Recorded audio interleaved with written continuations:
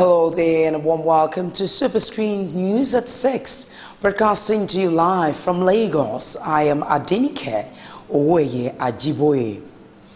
President Muhammadu Buhari has assured Nigeria a secure and prosperous nation. The president made this promise.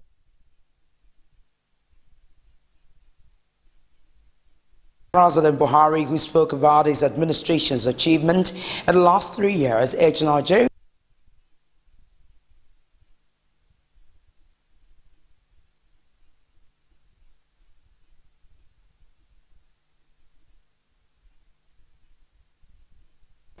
Before this administration came into being 3 years ago, Boko Haram held large areas of land spanning several local governments in the northeast. Today, the capacity of the insurgents has been degraded, leading to the re-establishment of authority of government and the release of captives, including happily 106 Chibok and 104 deputy girls and over 16,000 other persons held by Boko Haram. In order to minimize the impact of the insurgency on internally displaced persons, government has established secure IDP camps and has improved the mechanism for the distribution of basic aid, foods, and essential commodities using various strategies in collaboration with local and international organizations. Efforts are in process for resettlement of IDPs in their home communities by providing schools, hospitals, clinics, water, and sanitation to facilitate a quick return to economic activities. Government is similarly implementing de-radicalization and rehabilitation programs to facilitate sustainable peace and development. This administration is pained over the grievous loss of lives and properties occasioned by the carnage of insurgency and other forms of criminality in the country. I wish to assure Nigerians that we will not rest until all criminal elements and their sponsors are brought to justice. Government is boosting the capacity of our security agencies through recruitment of more personnel, training and procurement of modern equipment, enhancement of intelligence gathering, as well as boosting their morale in the face of daunting challenges. President Muhammadu Buhari speaking there. And our former Vice President Atiku Abubakar has called on the federal government to tackle insecurity in the country rather than engage in endless diversionary accusation. Atiku, in his Democracy Day statement in Abuja, said the country's current challenges required new thinking, which should take into account the sacrifices made by Democrats who fought hard to enthrone democracy in Nigeria. The Speaker of the Osun State House of Assembly, Najim Salam, has warned the people of the state against being induced to vote. Salam disclosed this in a statement to facilitate with the people of the state on the occasion of Democracy Day. The lawmaker is also a governorship aspirant on the platform of the ruling All Progressives Congress (APC), asked the people of voting age to discharge their civic responsibility as citizens using their permanent voter cards to vote in quality leaders. He also urged politicians to avoid violence before, during, and after the election, saying elections should be held under a carnival-like atmosphere and not warlike approach.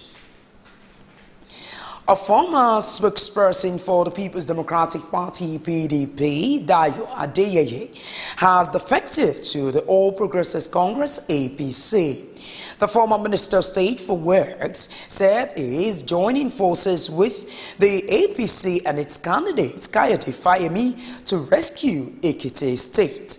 We will bring you details in our subsequent bulletin. And now the Federal High Court sitting in Lagos has ordered the immediate prosecution of the principal officers of the National Assembly indicted in the pardon of the 2016 budget to the tune of 481 billion naira. The court in a judgment ordered President Muhammadu Buhari to instruct the anti-graft agencies which investigated the alleged budget pardon to submit the reports to him. Justice Idris gave the judgment in favor of a group, Socio-Economic Rights and Accountability Project, which in 2017 filed a suit seeking an order of mandamus to compel the AGF to prosecute principal members of the National Assembly who allegedly pardoned the 2016 budget. And our Muslim faithful have been urged to show love and unity by accommodating other religions around them. This advice was given at a Ramadan lecture organized in Lagos. The Nigerian Muslims were urged to pray for the peace and unity of Nigeria. Thousands of Muslim faithful converged here on Lagos for the annual Ramadan lecture.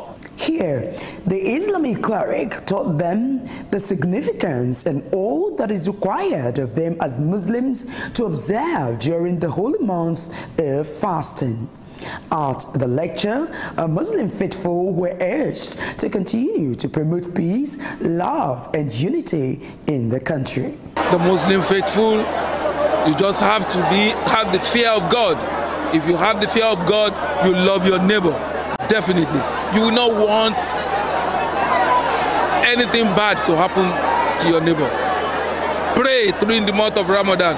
Pray for yourself, pray for your nation, pray for everybody around you. And I can assure you, we have a better society. There is no difference between Muslim and Christian. We are all one. We are serving one God. So there should not be any discrimination. Whether you are a Muslim or you are a Christian, we are all one. We should remain one. Wherever we are, wherever we meet ourselves, wherever we gather, we are calling one God. So if a Muslim is celebrating, we should be there to celebrate with them. If Christians are celebrating, they should come and celebrate with us. So next time when I'm celebrating my own Christmas, I am going to call everyone. I will invite almost everyone there, Salvador, to come and celebrate with me. After the lecture, a bag containing food items and clothes were given to the attendees.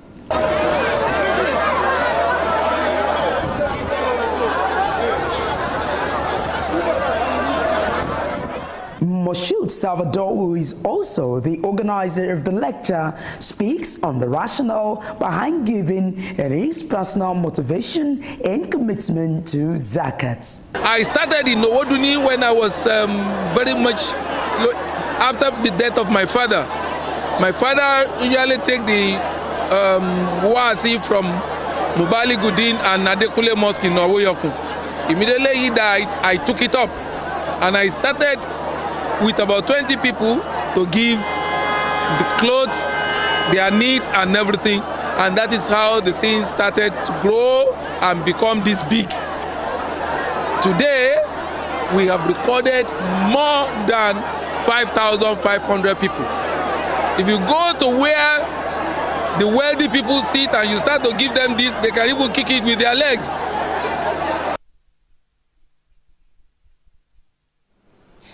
The abductors of Taraba State College of Health Technology Provost Fred Wears have demanded 30 million naira as a ransom for his release. A report says Wears was abducted along Katsina Ala Atakum Road on his way back from Asaba in Delta State on Saturday.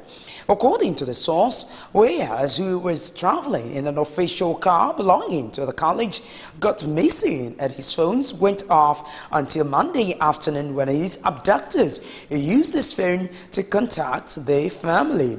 Weyers' abduction is coming barely 5 months after the member representing Takum 1 state constituency in Taraba State House of Assembly, Osia Ibi, was kidnapped and killed in Takum after payment of a ransom. The police public relations officer in the state, ASP David Missal, said the command is not aware of the developments. And in education matters, the Joint Admissions and Matriculations Board (JAM) has announced the release of the results of the mop-up examination conducted for candidates who were rescheduled for the UTME on May 26. The board's head of media, Fabian Benjamin, who discussed this to journalists in Abuja, said the board had recently conducted a mop-up examination for over 12,000 candidates in some of its centers across the country. These included those whose biometrics could not be captured during the initial period of the UTME in March, those who were yet to see their results and have not been involved in any form of malpractice. And our coalition of civil society organizations on human rights and conflict resolution in Nigeria has faulted Amnesty International report accusing the Nigerian military of human rights violations. The group had reported how the Nigerian military and civilian joint task force separated women from their husbands and confined them in remote satellite camps where they have been raped, sometimes in exchange for food. Reacting to the reports at a conference in Abuja, Executive Director of the group, Maxwell Gowon, said the legitimate operations of the military is constantly hampered by the Amnesty International misleading reports, which he said has great consequences for the overall security architecture of Nigeria. Gowon also accused individuals in political terrain of providing local funding to supplement the foreign clients of Amnesty International with a view to impacting 2019 general elections. We are calling on them to be more professional in carrying out responsibilities and to look into the sovereignty of the nations they are operating. And the civilian population in the Northeast is what we are more concerned about, because for some of us that have been to Northeast and most of the states affected by this insurgency, you will actually know that, yes, you expect to see that at least there are areas that human rights violation will be tempered with. So we are looking to see that Amnesty is being decent, is being proactive and reason within the context of the role. On his part, National Coordinator, League of Students, Obende Gideon, said Amnesty International's report was mainly a compilation of unsubstantiated allegations, adding that the professional manner in which the military handled the war against terrorism in the country is commendable. We believe that if accusations have been made, the military should be called to question. And if the military does not take decisive action, then you can hold them to question. We're publishing this report without engaging the relevant authorities. I believe it is even better. The report had sparked controversy, with many Nigerians calling for the head of the international agency. Now, Plateau State government says it is commencing the production of motorized wheelchairs in the state. The State's Commissioner for Science and Technology, Dan Manjang, who discussed this to journalists in Jos, said it is an effort geared towards revamping the state-owned Science and Technology Equipment Production Center. Manjang said the wheelchairs will be produced by the State Relevant Technology Center and the Technology Incubation Center, TUC, to generate more revenue for the state and alleviate the sufferings of the physically challenged people in the state. In as Nigeria commemorates her 19th Democracy Day, the federal government has been urged to work on the security of lives and properties of citizens. This appeal was made by some political observers in their assessment of Nigeria's democracy. Struggle driven by the vision for a better Nigeria. The nation resisted military system of government and enthroned democracy, a feat achieved in 1999 when the military government of General Abdulsalam Abubakar handed over power to the then democratically elected President Olusegun Obasanjo, and since then democracy has been running smoothly. While the People's Democratic Party PDP ruled for 16 years, the All Progressives Congress APC took over power in 2015 and have spent 3 years. But given the past and the present, how has the nation fared under democracy? These political observers gave their assessment. For them, there is a problem with human rights. The principle of democracy is the government, the rule of the people. The rule of the people. And under Nigerian democracy, because we are multi-religious states, I can say the Nigerian democracy is also the rule of the people and the rule of God. So whenever there is a government that is not consistent with the principle of the people, automatically there is a problem. And whenever such government is not running the governance in a way that is consistent with the Constitution, by the provision of Section 1 of subsection 2, automatically that particular democracy is not the true democracy. So we can say that Nigerians, we are practicing democracy, but we are not, the government is not observing the true principles of democracy. There are basic fundamental human rights that are enunciated by the Nigerian Constitution, which the average Nigerian person is entitled to enjoy. One of such rights is the right to life, right to own property, and the Constitution also says that protection of life and the property of the people shall be the primary responsibility of governance. Unfortunately, the right to life and right to property have become under serious threat. In the recent times, all over the country, people are being killed indiscriminately, properties are being burnt, the roads have become so unsafe, people are being kidnapped and murdered on the roads. School children can no longer go to school freely without being exposed to the risk of being kidnapped and taken away to unknown destinations where their lives are jeopardized. A whole lot of young Nigerian people are being trafficked on a daily basis to different parts of the world. Our children, the youths, are also migrating to to countries that are not too disposed or hospitable to Nigerian people. Look at the alarming rate in which Nigerians are being assaulted in places like South Africa and some of the North African countries. When you look at some of these things happening, these are areas in which our democracy has been failing seriously. Looking into the nation's political future, these political observers were quick to condemn social injustice, poor standard of living and insecurity that has led to killings and kidnapping, among others. They tasked government on the need to intensify efforts at securing lives and property. In Section 13 and also Section 14, provides that democracy should be the government with certain objectives. So these things and all those objectives are for the favor of the people. For example, security, the welfare of the people, and other things. So I can say the Nigerian democracy, we are still on the learning process. We have not attained to a standard democracy. We want to enjoy the government, that they should buckle up and ensure that the rights of the average Nigerian person to life and the security of his property whether within the boundaries of Nigeria or outside, are better protected.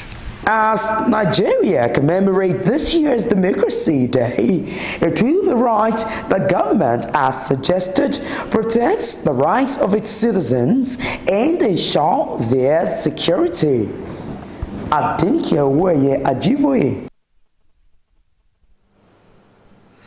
You're still watching Superscreen News at 6. We'll take a short break here, and when we return, we'll bring you business news. Join us again.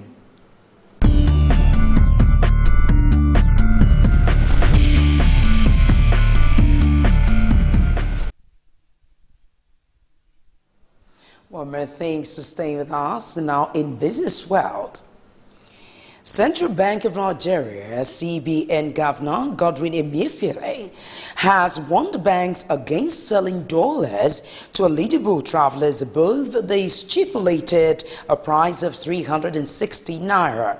Emefiele gave the warning during an inspection of banks in Abuja to monitor the rate of compliance with the circular issued to banks on the sale of forex.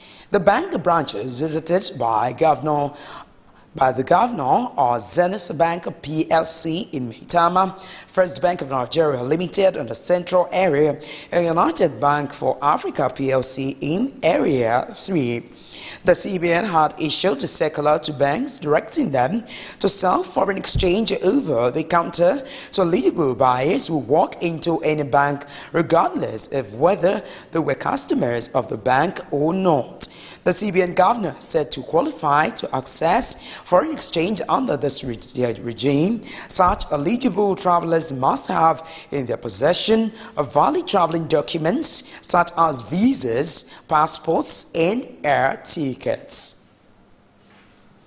And in another development, the Central Bank of Nigeria, CBN, has announced the increase in the sale of foreign exchange to licensed below-the-change BDC operators. According to a circular issued by the Acting Director, Trade and Exchange Department, CBN, Onyeye Ahuchogo, said the increase in sales as part of efforts to enhance the accessibility of forex to the BDC segment of the market.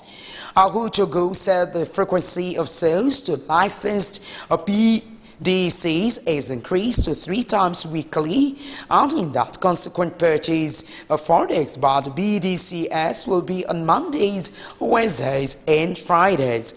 She also said the BDCs are to ensure that their accounts with the banks are duly funded with the equivalent Naira proceeds on Tuesdays, Thursdays, and Fridays.